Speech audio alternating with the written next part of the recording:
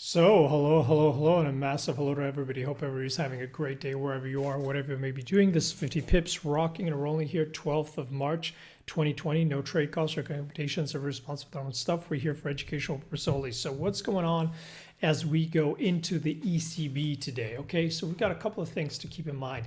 If you look at the market overall, so here, NKD, so Japan not looking pretty, right? As long, if they don't stick save this today, this could really accelerate very aggressively and get into unorderly crash. Because so far, this is where you have to be scared, where the move down is very orderly.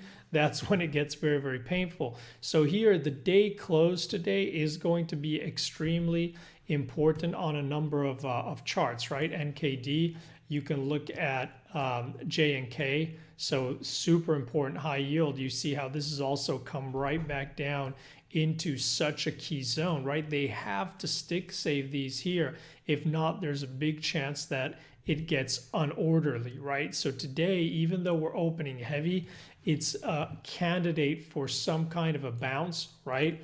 Look at the dollar trying to reverse here, right? You see a lot of things trying to reverse. You've got basically here, again, we'll look at these in more detail, but you see that the ES is coming right into the 200 on the weekly, and you've got the NASDAQ, which has come in right into the 100 on the weekly. So you see there are key areas across the board, not to mention something like the DAX. Hold on, I just deleted that. Let me bring it back up. Not to mention something like the DAX, where this, if they don't stick save it here, it gets uber ugly. Okay, so what to expect? Again, it's very hard to cover everything, but I wanted to give you a quick update of what was going on there. So the things I want to say is, especially, and we can look at the ES to give us a chance. If they don't stick save it here, it's very, very ugly. To the downside, we would not expect, if it gets ugly in terms of flash crashy, we would expect that 24 to hold it, and we're talking about an 8-9% to the downside. Okay, we discussed about building longs for those of you who I'm talking about that are looking to build some kind of an ETF portfolio for multi-year holds. And right here at this point, I would be about 2 shots into it, 2 bullets in, keeping in mind that you should have 4 to 5 bullets overall. So here, this is a 2 bullets in, and today I would be looking on any down open to get into that 3rd bullet. So ideally, what you get is some kind of, it holds heavy, so you can fire off that 3rd bullet and then you hold 4th or 5th bullet out there. But again, extremely high odds that down the line the portfolio will be making money.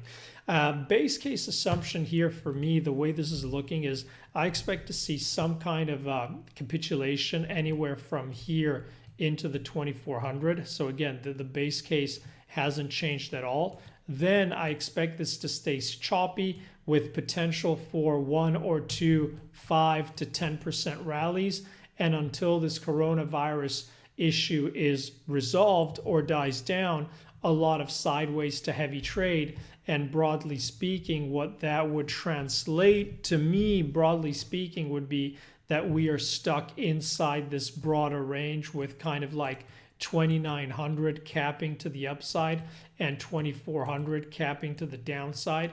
Again, we get through election, everything's good, coronavirus is solved, then there's no reason why we could not be back through those highs into the end of the year. But right now, the base case assumption would have to be that we stay sideways to heavy, and this is the range I would be looking at. Again, if you're still holding shorts from those shorts we looked at, you need to be scaling out and looking for tactical longs, not piling into the shorts here.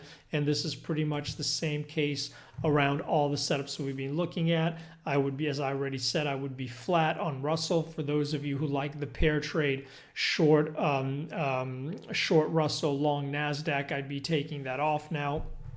And that's pretty much where we are on the equities. The other thing I wanted to discuss is the fact that we're going into, remember, next week also is the FOMC and quad witching, triple witching, whatever you want to call it. So March expiry, right? So end of the quarter, and we're going into that. And today, we're going to go into that expiration cycle. So Thursday to Thursday. Historically, the March and the December cycles are fairly strong. Recently, I think the last 4 or 5 ones we've been up. We've been up strong. So Nasdaq 5 in a row straight, and so again fairly strong. So all these things are also lining in with the fact that we expect something out of the ECB, expect something more out of the FOMC. We're going into this expiration cycle. This is if you're playing the percentage play, if you're playing the odds, if you're playing the probabilities, this is not the time to press the short side. Okay. No big change into, for those of you asking, what is the uber ugly scenario? For me, the uber ugly scenario has been the same for quite some time, is that this is what happened on election night, and that this whole Trump run, so from election right into here, is a big BS House of Cards Trump television show, and the ultimate justice would be for this to just unwind completely because it's just being a shit show. But again, that cannot be the base case assumption for now. That's just if you want to have in the back of your mind what would be something going ugly. So again, as I said, ECB is likely going to do something. They'll try and save this into the weekend.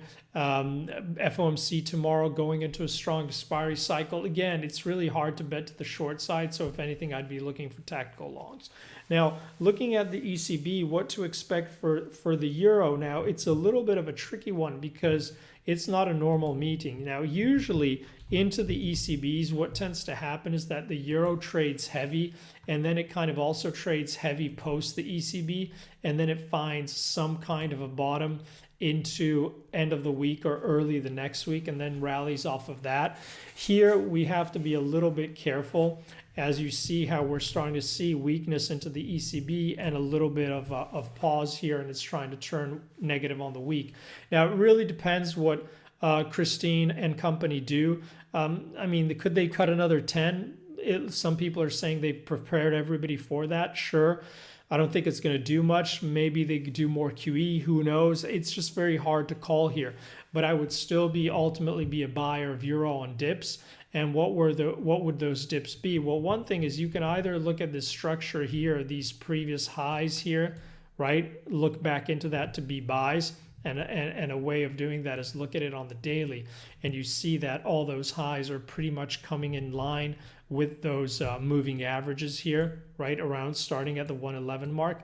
And as long as these hold, that's probably a 50 back retracement. Let me put that back up on the chart briefly. Highs to lows, there you go, right? So this to me would be, if you're looking for buys, this is the buy zone into the 50 back and into all these moving averages, right? Another way to look at it also to give you an idea, even though these days could be a little bit out of whack, is go on a shorter time frame and look at what those DR1s and DR3 and DS3Rs, right? So you can see that also here, if you're looking at it in terms of the pivots to the downside, you've got that DS3 lining up around with that 111 mark, which is the 50 back of the move down, and that's where all those moving averages, all three of them, are going to start to line up. So to me, on an ugly day, that's where I would start to be interested in the euro. Okay, hope that was useful, guys. I wanted to do this update pre-ECB. Let me know if there's anything else anybody wants to cover. Talk to you guys soon. Wishing all a good day and all the best. Thanks for following with 50. Bye bye, guys.